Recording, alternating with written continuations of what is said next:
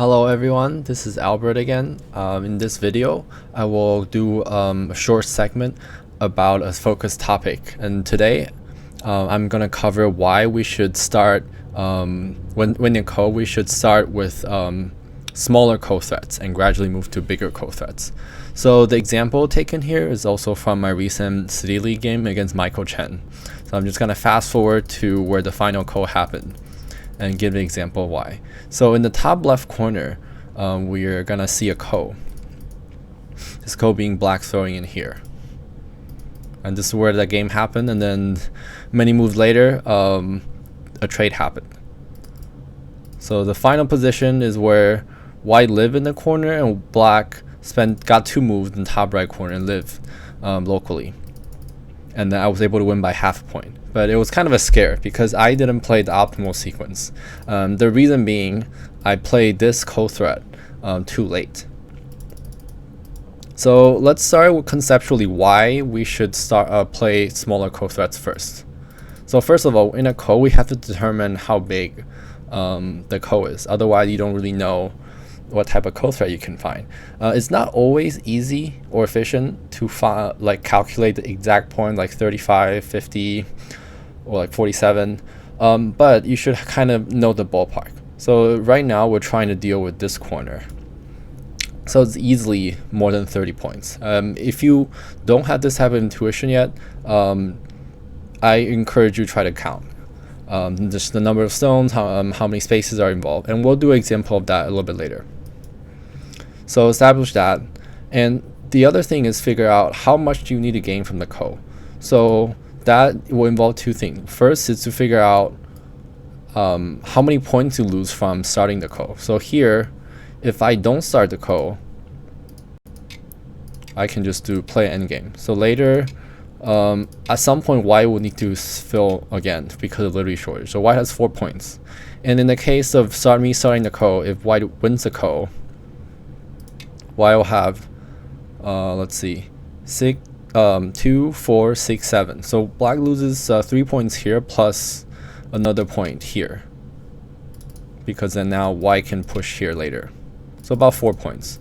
And then in this game, black's down by about Komi before the code. So black needs to profit maybe 10 points, roughly speaking. So anything bigger than 15 points will generally be code threats. So in this board, it's not super interesting because black has only had the code thread in the bottom, which are enormous, and then the top right, like living in the corner and maybe this Atari. But that's just the approach that we should have. If this code happened earlier in the game, then there'll be a lot more options on where black can find code threats. Okay, so let's establish finding value of the code. And now figuring out why we should start a small code thread is because as code develops, there can be 2 situations. So let's say you start with 40 point code, and then as you play a code, there'll be more exchanges happen. So the value of the code can either go up or it can go down depending on the type of exchanges. So if you start with smaller code threads, you can always profit. You'll always be better. It doesn't matter whether the value of the code goes up or down. If the value goes down, then you still have big code threads, so it works. And if the value of the code goes up, you have your big code threads still work, so that's still fine. Now, if you start with smaller code threads or bigger code threads, and the value of the code goes up, then now you have a 30-point code thread. Let's say that's your smallest code thread. Now the value of the code becomes 50 points. Your 30-point code thread would no longer work. Or maybe in a different example, the code is 30 points, you have a 40-point code thread. But after the code, several exchanges happened. Now the code evolved to 50 points. And you didn't play your 40-point code thread, you play your 60-point code thread first. Now you just lost a few code threads because the value of the code has increased. So this is conceptually why you should start with a smaller code thread. Now if the value of the code goes down, let's say to 20 points, then it doesn't matter which code thread you start with. But in the case that it goes up, it really can matter, especially because most codes are won or lost by just 1 or 2 code threads. Okay, so we can take a look at this example in the game. Fast forward to the code. Okay, so what do I mean by value of the code can change? So right now it seems like a very simple situation where if white captures, white lives. Let's go. If white can capture here, white lives, and on the other hand, if black, let's see, give white another move somewhere else. If black connects, white dies. But the value of the code can change. For example, after this exchange, so white push here is a local code threat. The value of the code decreased slightly because now, assuming black captures a code, so white can already say white already saved this stone.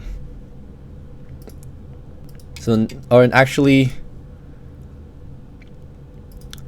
not only this stone but these two stones.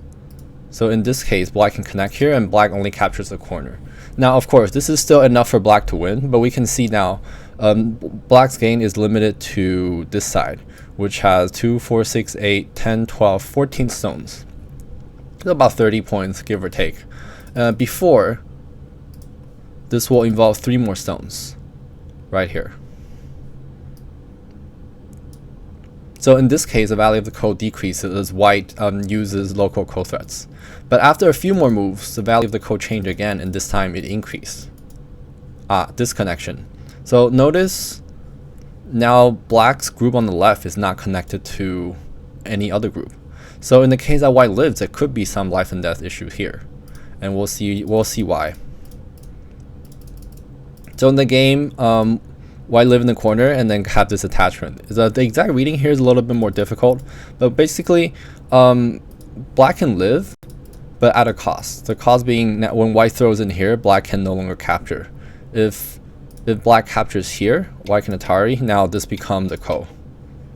So the only way for black to live without a ko is to give up these 2 stones and to make an eye here, so white can capture.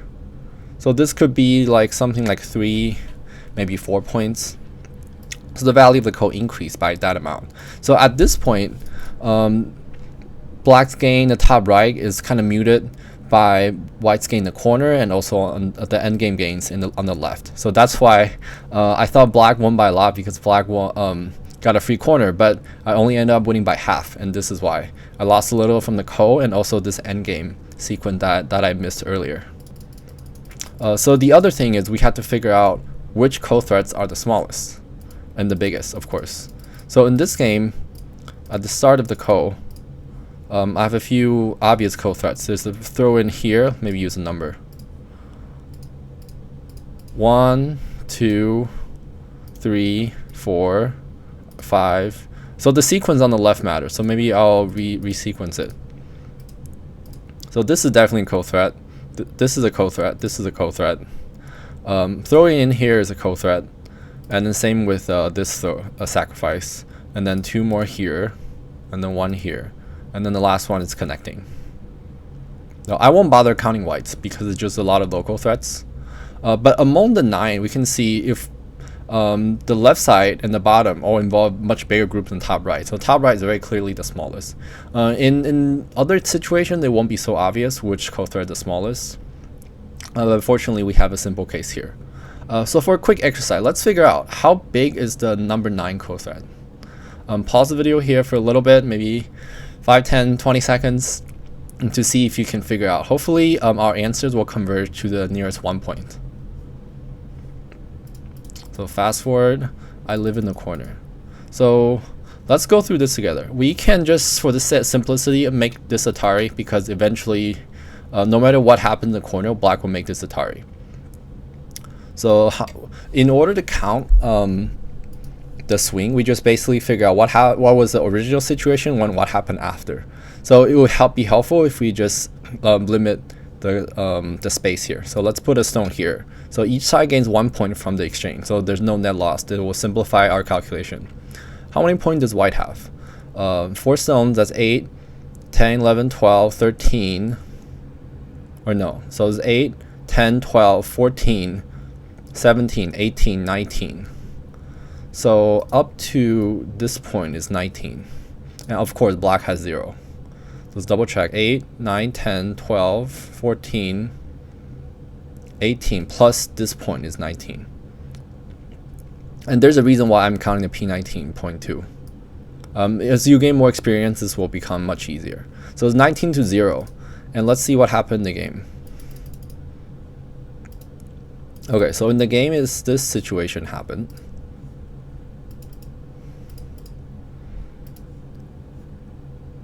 So let's still simplify it by making this exchange and this exchange. So now the 3 and 4 exchange, it's no longer exactly neutral, but let's simplify it for now. It will still be close to the same point. Because 3 to 4 favors black, we can make this exchange which slightly favors white. Generally, what happened is most likely something like this. So now the 19 point becomes 0 for white, and black gains 3. So how big is this? Is 19 plus 3 is 22 points. Hopefully you have gone within the same point. There are very small considerations here regarding the ko, because you can't exactly assume black will always get this. So that's why I say if you round up to within the nearest point, that would be good enough. And there's also a small possibility that black will get this move.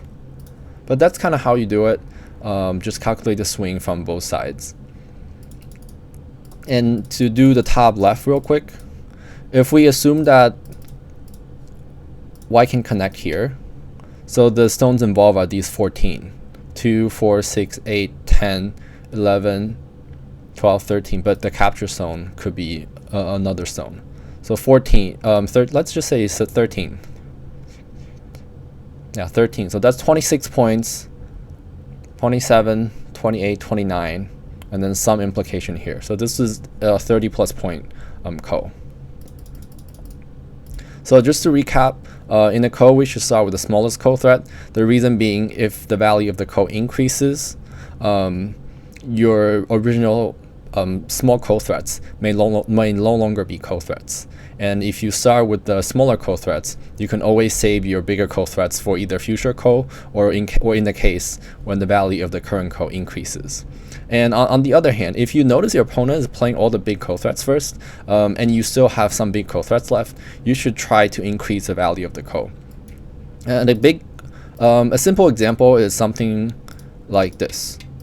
So this type of ko, the value is not super big yet because nothing is in Atari. So in this case, let's say black captures, white shouldn't make super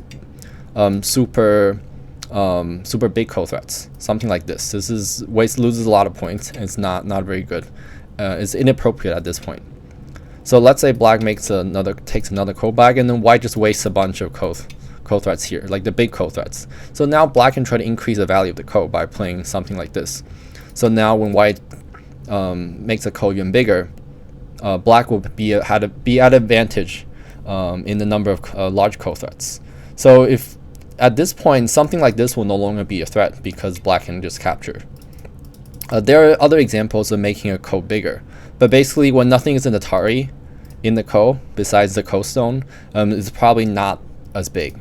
And if you can make something Atari when you capture a ko, for example, like something like move 19, that will increase the value of the ko. And on the other hand, if you capture a ko, the one way to make it bigger is to keep Atari a stone as if you have a connection here. So this will make the value of the ko bigger. So if you see your opponent wasting ko threats, this is something you can consider. I think I'll wrap the video here. Hopefully you'll remember to think about the sequence of ko threats you play during a ko. Thank you.